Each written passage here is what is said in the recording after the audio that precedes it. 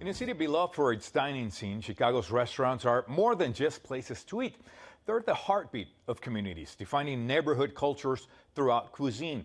But the restaurant industry is also one of the toughest to succeed in. And that's why a Pilsen nonprofit began its mission to help restaurant entrepreneurs keep those food favorites coming. Producer Erika Gunderson has the dish. Like most Friday afternoons, it's busy in the kitchen at Ruby's Tacos on 18th Street.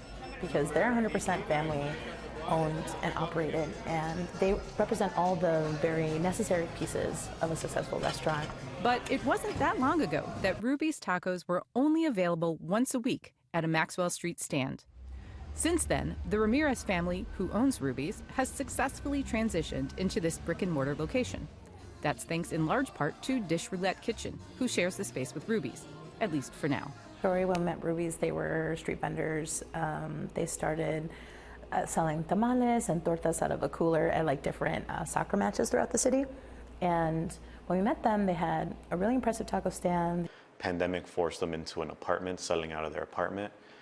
We took them, put them in a physical space that supported their revenue streams and everything in between.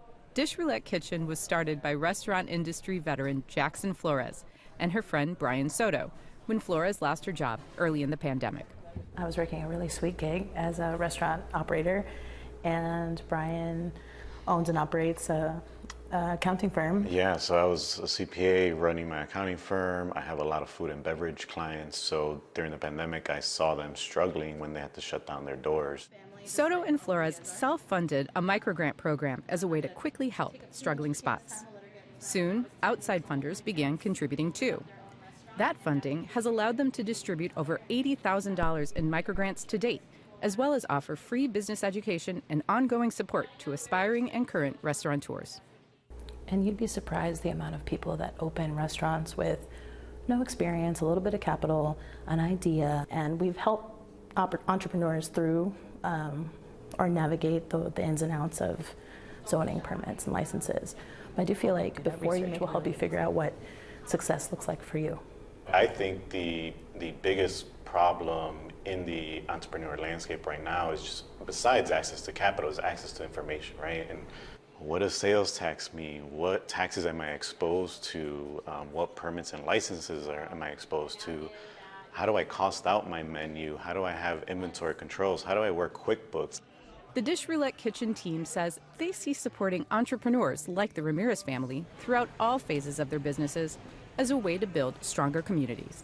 Folks coming from diverse backgrounds and experiences, we don't know where to go to help sometimes, and sometimes it's actually really hard for us to even ask for help. And so part of those pieces are breaking down those barriers, so when they are looking for resources, it is something that they feel comfortable about. They're in a lot of times in underserved communities, and what they bring to those communities is not just, their skills, their food, their craft, but it's also jobs, and they're really like economic engines in all of these communities. And Flores and Soto say they only need to look to their roommates, Ruby's, to see evidence their approach works. Ruby's has been our best case study.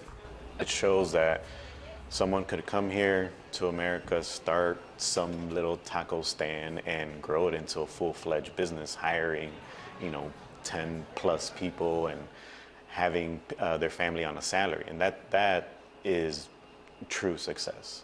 The dream. For Chicago Tonight, Latino Voices, this is Erika Gunderson.